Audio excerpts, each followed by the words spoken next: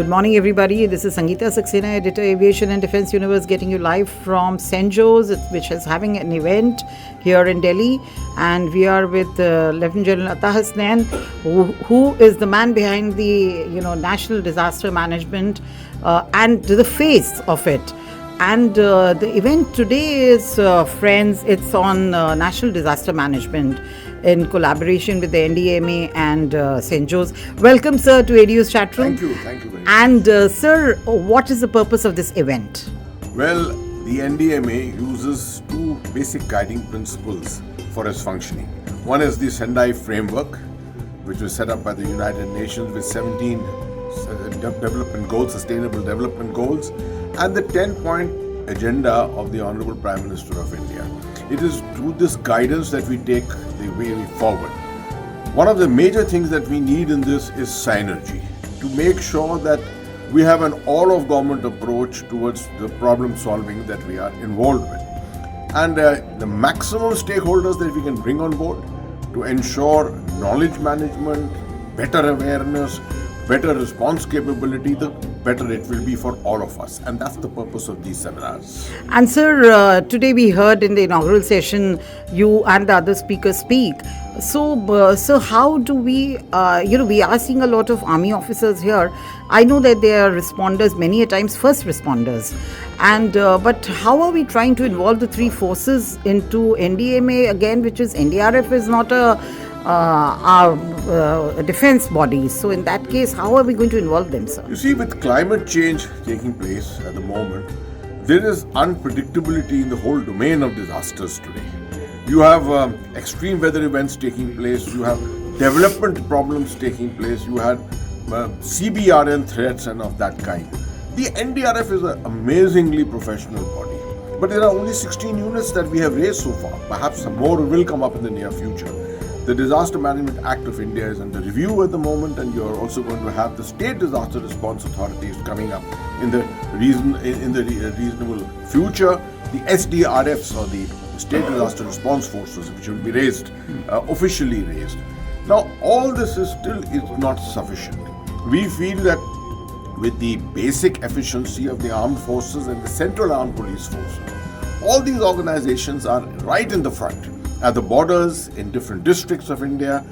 So, as a part of the overall community response, if they are the first responders as it is, and they wait for NDRF to come as the specialized responders, these organizations should be equally proficient, equally professional in their approach to disaster management. And that's the idea behind it. Right, sir. And you said something in your speech, you said it is something like RR. What did you mean by it, sir? Oh, all that I meant was that the NDRF is based on the RR pattern, which means the ownership of a unit is taken by a organization. Like in the RR, it is taken by a particular regiment of the infantry in the army. In this case, in the NDRF, the ownership is taken by one of the Central Armed Police Force organizations.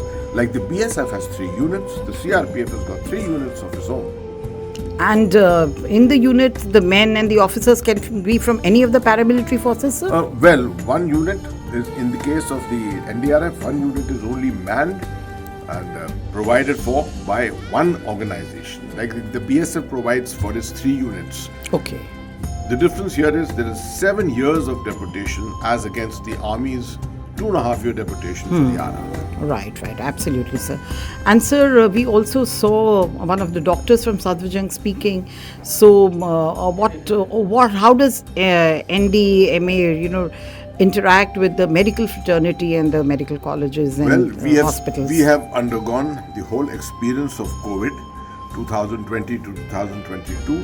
I think the nation should be aware that the entire COVID campaign was fought on the strength of the National Disaster Management Act of 2005, and the NDMA was right at the forefront leading this. We have learned a lot of lessons from it, and we are in close touch with the medical authorities. A number of guidelines we are writing together jointly, and this is how the way forward is taken. And sir, how is our NDMA interacting with the international such sort of bodies for disaster relief? Yes, sir? We have lots and lots of regional organizations like BIMSTEC. We are part of BRICS and we interact with the BRICS organizations. We take part in the SCO disaster management exercises and events of that nature internationally wherever there is something on. For example, G20. In G20, NDMA ran this entire project, the vertical of disaster management, as the 13th vertical of G20. In that, disaster risk financing and early warning, these were the two prime issues which India raised as a part of its contributions to G20. Right, sir. And sir, when we talk about disaster management, somehow at the end of the day, it turns out to be a governmental responsibility. How can we involve the private sector, the public sectors into it? Can we do something which will be helpful? They have the power, they have the money, they've got everything, and Actually, know-how, you're technical absolutely know-how. right. That instead of just all of government approach, it should be all of nation approach, and that's the goal that we will try and attain in the future. A lot of work is going on in this sphere. Knowledge management with various universities all over. Lots of NGOs who are coming on board, civil society organizations, and the private sector, by virtue of their corporate social responsibility, we are trying to bring them network them into this whole system, into the whole network of disaster management. We do see a lot of academia here today. So, are there some courses and all you are planning along with the academia, sir? One of the very important points in the Prime Minister's 10-point agenda is networking with universities, which is essentially contributing towards knowledge management. And the presence of academia here contributes to research work, to scientific research work in the domain of disaster management issues such as early warning, for example. Very nice, sir. So, there's something which you would like to add which we might have missed out on?